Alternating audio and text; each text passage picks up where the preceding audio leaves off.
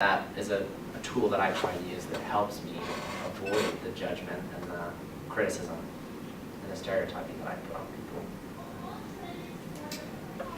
And just remember that. Walk away from it. Take that with you. I hope that you guys can feel that sense of importance.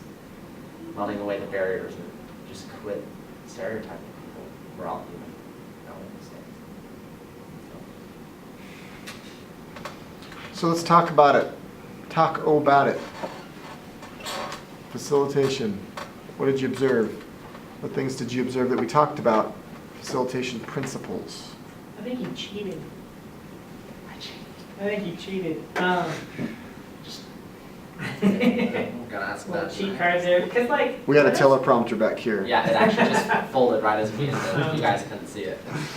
But that's perfect. That's the best facilitation we've had so far, honestly, because he gathered us around, and it wasn't something he had up on the board, and yeah, he could have had stuff up there and it would have helped. But I think it's the best one because we were all involved. We all had kind of an equal part in the discussion.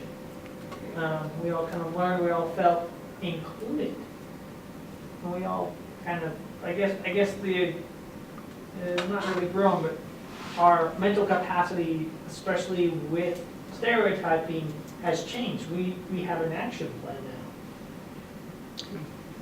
Go ahead, Bryce. I just think it's wonderful how he did take what we talked about and he applied it, because now we can see kind of the shift. Like me watching myself earlier, I did great for what I was aiming to do, but if I were to get us gathered around, we would have a nice discussion.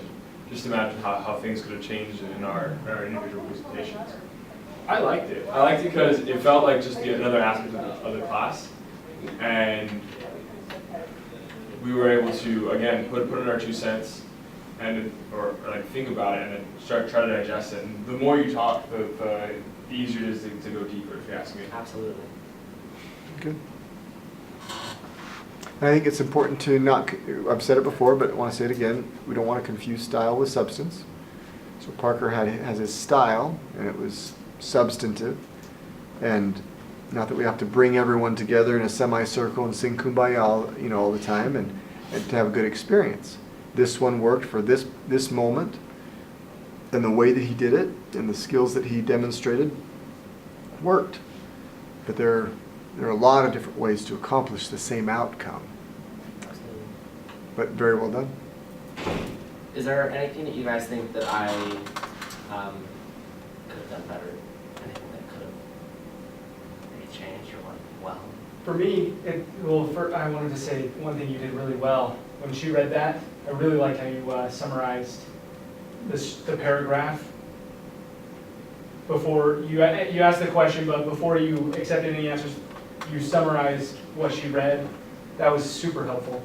One thing that I feel like we didn't really touch on, maybe because of time or whatever, but like the nuts and bolts of stereotyping, like why we stereotype. Well, maybe it's just a impossible question to answer. Or how about like when should we take the time to overcome a stereotype? And that's where I feel like the only thing that this was really lacking is, yeah, we can get to know somebody, but it's impossible to get to know everybody. So when do we take the time to overcome stereotypes? And that's kind of the only thing that I was like, felt unanswered. Right. So what do you think, because of the finite time of in this particular setting, 10 minutes, and I did let it go because you're kind of having a good conversation, but what could you do?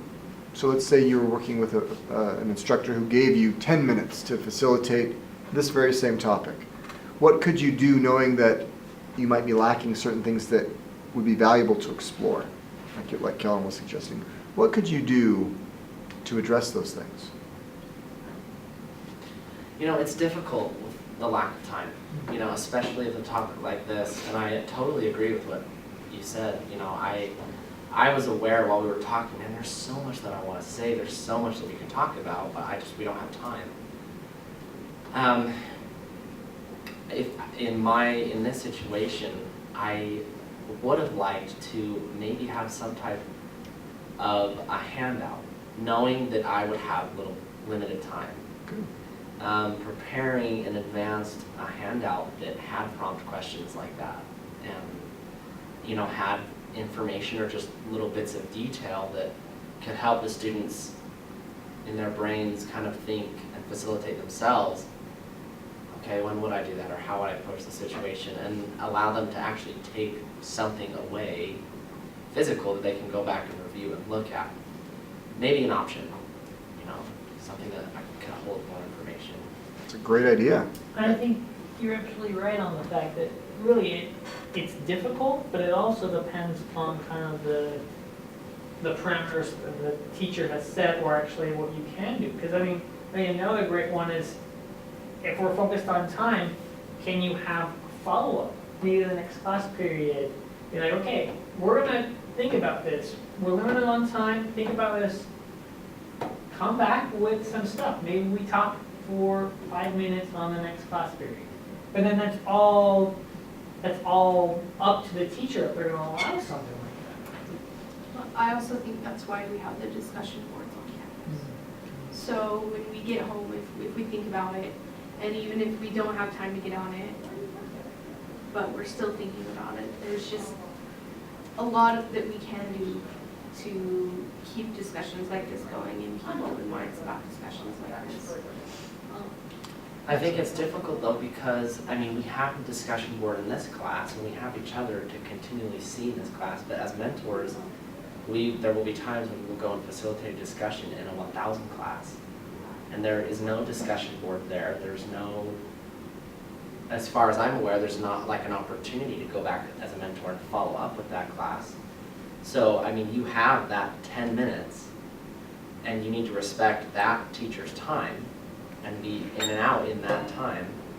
So what can we do in that short amount of time to strike the chord for those students and help them really get soaked in the conversation that we have in that small amount of time? And then when we leave, where's their state of mind? I think personally, oftentimes I try and cover the breadth of the subject instead of the depth, and focusing on just one point. And the more we dive, the more change occurs, the deeper you go, the more you delve. And so next time I do this, I want to opt out instead of trying to cover a lot, but just focus on one thing and try and go as deep as we can.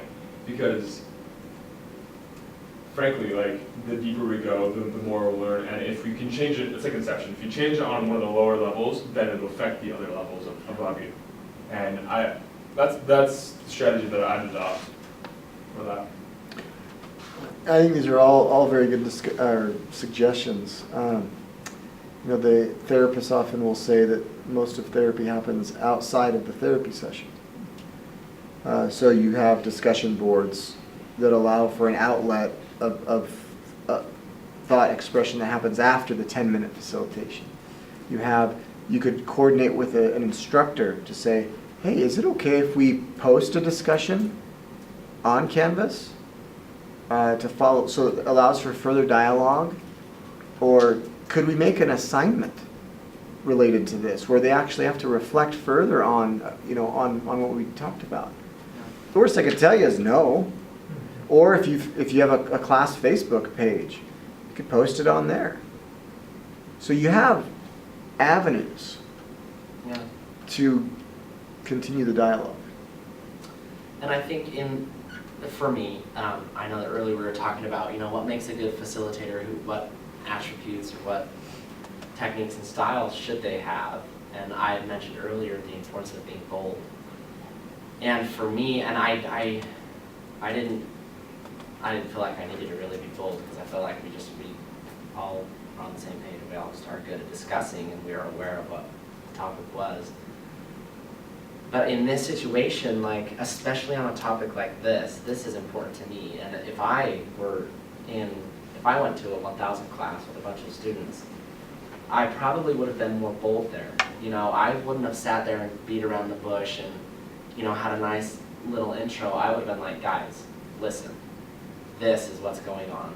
We're all guilty of it, and we've all been victims of it, I would have dived right into the conversation and tried to quickly prompt them and wake them to the reality that this is really happening, you know? And I think it's, in that specific situation, it's a little bit more easy to be bold about the topic and quickly bring them to the attention. But in other topics, it's difficult, you know, that aren't maybe about affecting someone's feelings, but rather managing something, your time, your money. It's a little bit more difficult to bring that sense of awareness, because sometimes students are just like, oh, I've heard this before, like, yada, yada, yada, you know. I don't know, it's difficult. But I think the fact that you trust your judgment, you trust those thoughts and ideas as a thought comes into your mind, you know, you do a quick evaluation of, yeah, we should go there. And I think you go for it. And if something doesn't go well, oh well, that's part of the learning. And you don't need to be apologetic. You know, you just do what you think is right and feel okay with that. And that's the most important thing. And then afterwards, you know, you might get some feedback, which is good because then you can improve or enhance what you're doing. But just go with it. I mean, it was definitely a natural flow. It wasn't forced. It didn't seem forced or prescribed or anyway. So. Well, let's go ahead and move on to